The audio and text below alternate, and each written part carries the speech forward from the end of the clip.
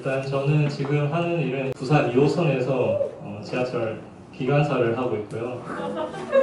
네, 이런 앞에 있는 사람입니다. 이제 고장나면 조치도 하고 뭐 이제 승객들 안전을 위해서 일을 하는 거죠.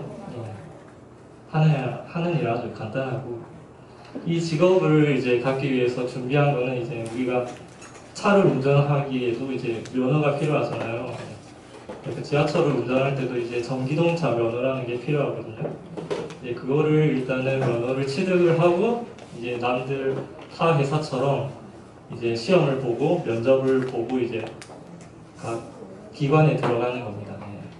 그리고 이제 이 직업의 이제 힘든 점이라고 하면은 이제 출퇴근 시간이 항상 매일매일 다르다는 거.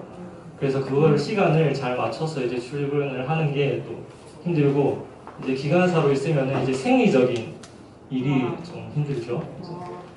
중간에 내릴 수가 없으니까 기관사는 이제 그거를 이제 조절을 잘 해야 되는 게 좀 힘들고, 또 좋은 점은 이제 일을 혼자 한다는 거. 그게 또 좋은 점일 수도 있고 안 좋은 점일 수도 있는데, 이게 일을 혼자 하면은 또 맞아요. 잔소리를 안 듣는 거. 그게 아주 좋죠. 사회생활을 하면은 그게 또 좋은 점입니다. 네, 그렇고 이제 이 직업으로 하나님을 기쁘시게 하는 거는 이제 제가 승객들을 뭐 안전하게, 또 사고가 났을 때 이런 또 더 큰 사고가 일어나지 않도록 그런 조치를 잘하고 성실하게 일하는 게 또 하나님을 기쁘시게 하는 일이 아닐까 저는 생각을 하고요.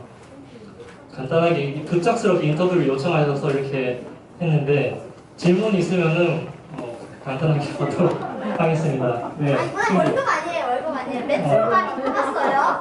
뭐라고요? 메트로 마린. 아, 메트로 마린 처음 들어보는데. 네? 왜요? 그게 뭐죠? 그거는 또 그 다른 회사 거라서 선생님은 안 가봤네. 그럼 월급은요? 월급은 저도 뭐 정확하게 말씀을 드릴 수는 없지만 뭐 다른 일반 이제 회사들만큼은 받는 것 같아요.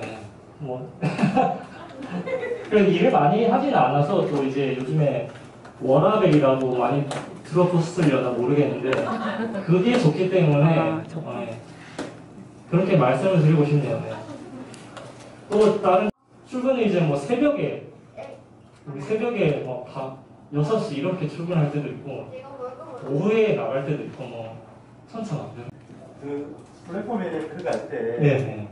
이제 우리가 익히 아는 거, 자살을 하는 사람들 때문에 들어갈 때 기관사들이 스트레스를 많이 받는다는 실제로 그런 경험. 맞아. 예전에는 한 10년 전만 해도 그런 사고들이 많이 빈번하고, 지금도 서울이나 이런 코레일 PSD가 없는 데는 그런 사상사고가 일어나기도 하거든요. 근데 부산은 전부 다 PSD가 스크린도어가 다 설치가 되어 있어서 지금은 이제 그런 사고는 거의 없습니다. 그럼 부담감이 많이 줄었습니다.